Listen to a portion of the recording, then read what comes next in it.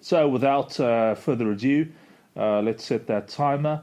Alexa, set a timer for 5 minutes. 5 minutes, starting now.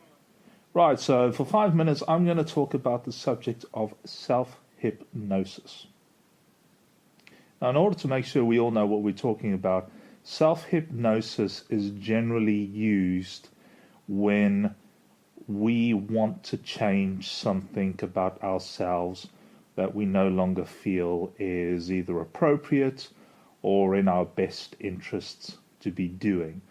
And a great example of that is people who have been smoking for many, many years tend to go off and do either self-hypnosis or get hypnotized to stop smoking. Now, the self-hypnosis, the difference between being hypnotized and self-hypnosis is that you can purchase recording sessions for whatever habit it is that you want to change. And you sit down and you put a pair of earphones on and you listen to this track and you go into a hypnotic state. And basically a hypnotic state from a physiological point of view is really slowing down the cycles at which your brain is fluctuating to below, it's usually about 10 cycles a second and less, basically. So it's kind of like beginning to fall asleep, but you're not falling asleep because you're completely aware of what is going on at all times. Now, the particular thing I wanted to talk about with regards to self-hypnosis, and I've been involved with self-hypnosis and meditation, both dynamic and passive, for many, many years. And the interesting thing about self-hypnosis is that you don't have to believe in it for it to work, because it's a scientific process and it's based on our ever increasing knowledge about how the human brain works and how our subconscious runs 90% of what we're doing. But the really interesting thing about that is what is often missed when you start introducing people into self-hypnosis is that you've got to want to change whatever it is you want to change for self-hypnosis to actually work. Now, I realize what I've said may sound very, very simple, and you're most probably standing there thinking, well, of course you got to want it to change, Mark, because it doesn't work. Well, actually, it's not that simple. So we'll use smoking as a working example, and that's a very good example. A lot of people might come along and you know, their friends might say to them, oh, you know, you should stop smoking because, you know, it would be better for your health, and think of all that money you could save and blah, blah, blah. And they'll sort of think, oh, yeah, you know, that's a good idea. I should do that someday. But they don't really want to. And then, you know, further down the line and in that same conversation, they say, oh, yeah, you know, I'd like to start playing rugby again or something, but, you know, I'm going to have to stop smoking. But you know, they still like the smoking, so they don't really stop. And there's obviously a lot of other reasons. You know, some people like it. You know, I like smoking because when they get stressed, it's an easy way to relax, or it's something to do with their hands.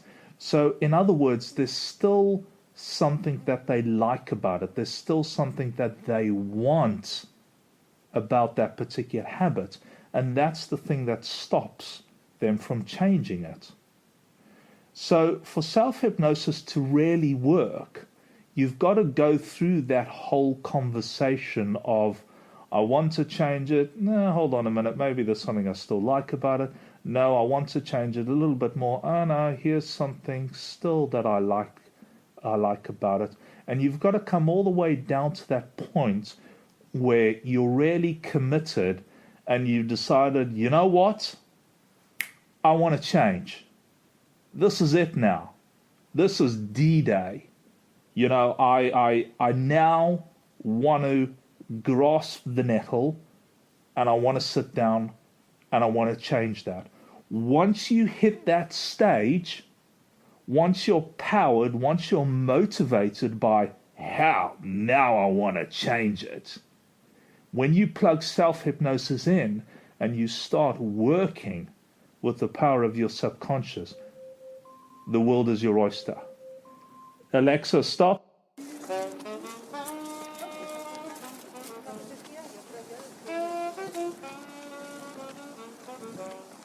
So today I am back at El Parque del Retiro in the center of Madrid.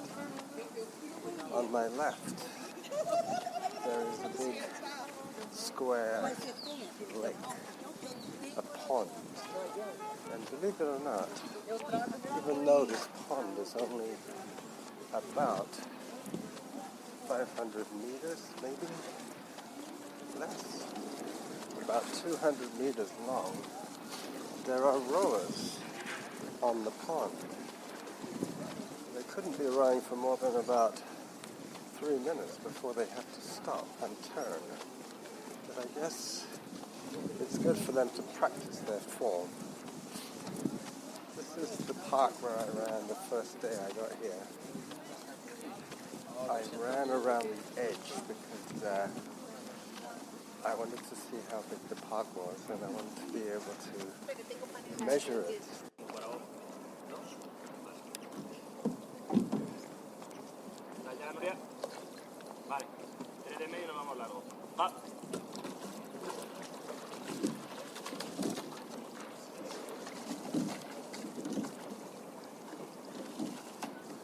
That was a group of 4 young ladies doing drills. They were rowing with one hand behind their back.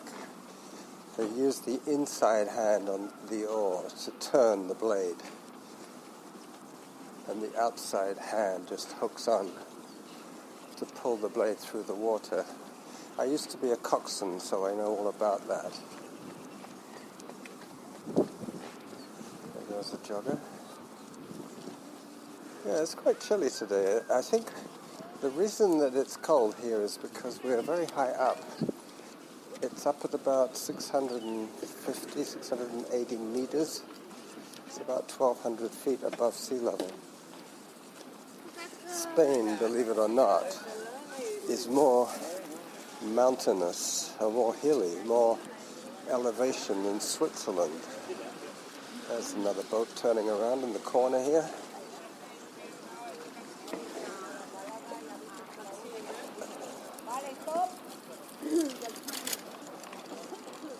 I've already heard a saxophonist play.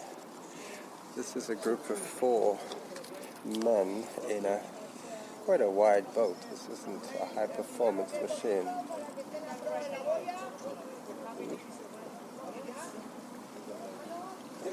They're backing up a little bit.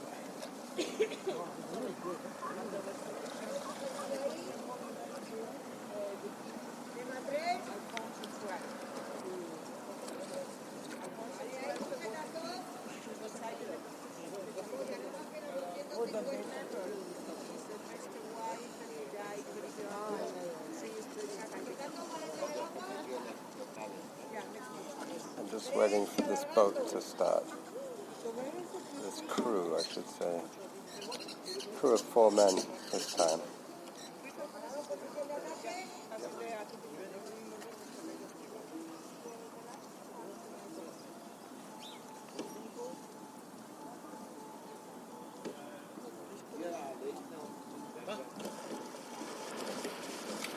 Oh yeah, these guys are good.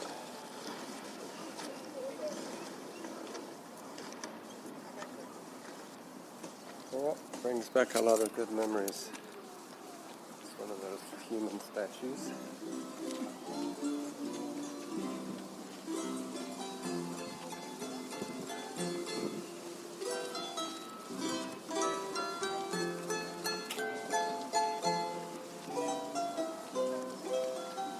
Guy playing a Peruvian harp.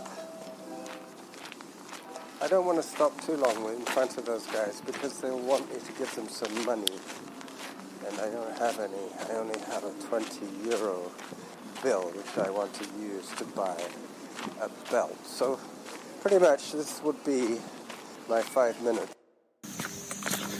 Hey Carlos, Steve here. Thought I'd give you your 5 minutes you've been asking for. So it won't be anything out of the ordinary so much. Nothing too special. I am out at Lake Nakamixon and doing a little running and walking, mostly focusing on form.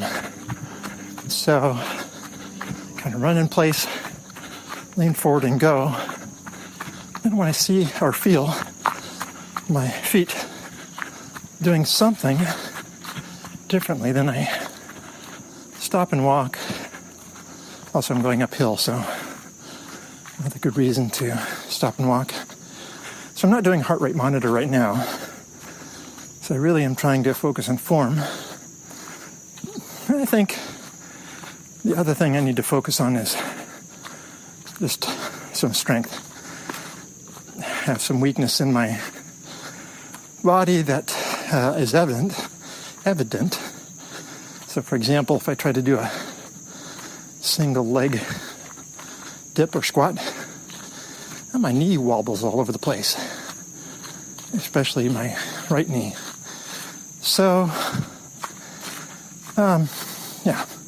So work on form and work on strength at the same time. Still have a good hurting foot as far as any number of things like the Morton's neuroma and just sore feet. So I figure everything I read seems to say you've got muscle imbalances, so you need to get that strength. So that's where I am today. I'm at Nakamixon on the trails.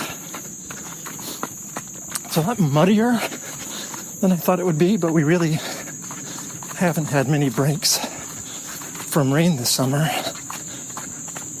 Oops. Into a sloshy spot there. I'm wearing my Merrell barefoots. Not the greatest on rough terrain, but they make do.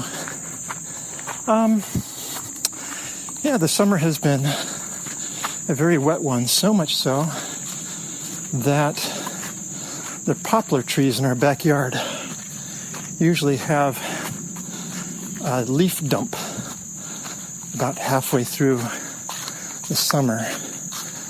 I've seen it as early as late June, usually mid-July, and certainly by August.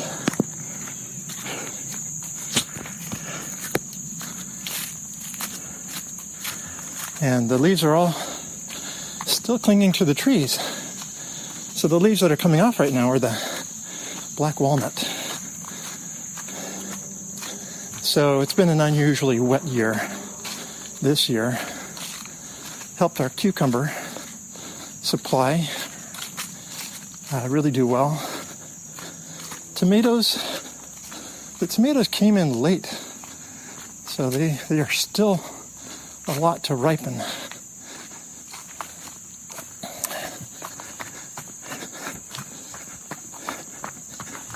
So we are 2 married sons later, a daughter in college, and Margie is back to work at the Wildemore farm selling apples today. It's a nice warmer day. I was able to ride my bike 4 times this week. Could have done all 5. Wednesday I opted to ride thinking it wouldn't rain, and it did. And Thursday I opted not to ride because of rain, and it didn't. So, a few branches down here and there. So, when I get back, it is more than past time to work on Workout distance wood for the miles. wood stove. Total time 32 minutes 5 seconds. Okay, well, Carlos, glad to share here. And here are 5 minutes from me to you. Best wishes, friend.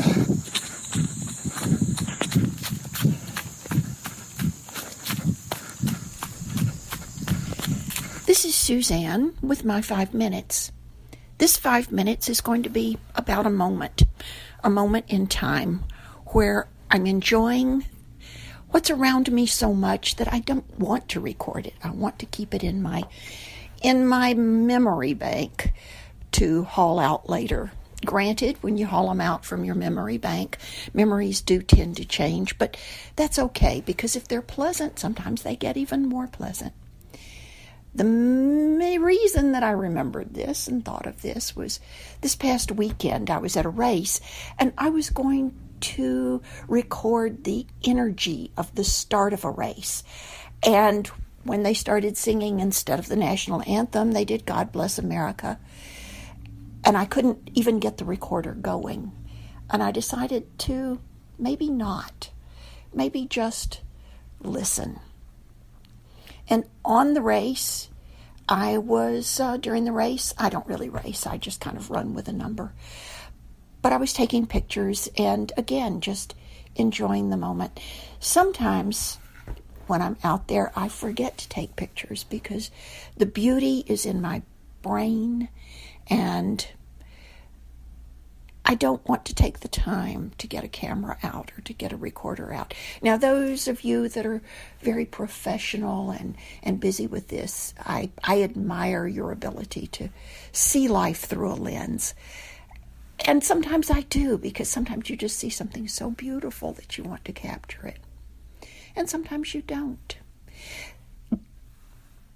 The young woman, she's my age, that I started running with, we've called ourselves Team Zeitgeist, because Zeitgeist, translated literally, means time ghost, when indeed it is the spirit of the time.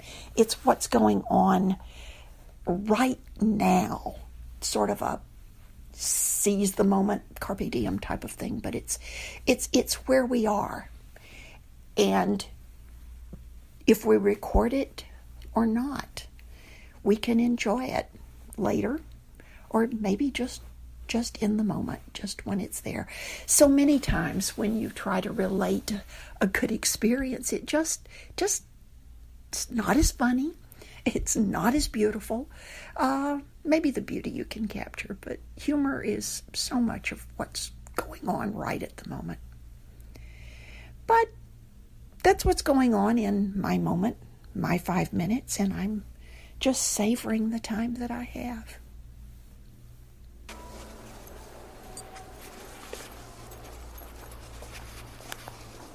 So thank you, Suzanne. Today is my last day in Madrid, and I'm going to walk down to the park and go for a short jog. I have to pack still.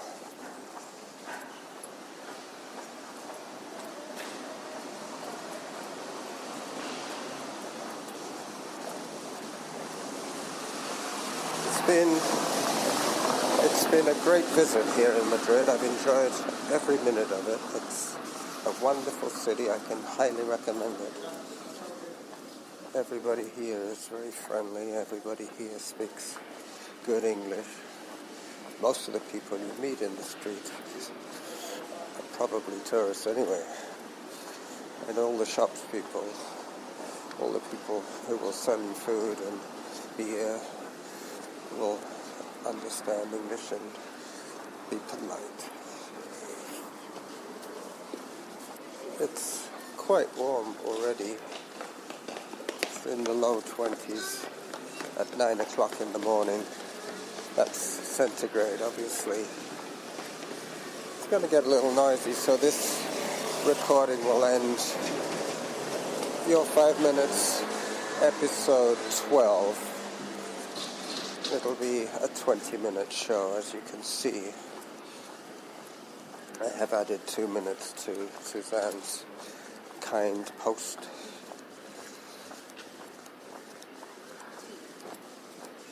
I'll give you a little feel of the ambient sound as I walk past 2 police officers.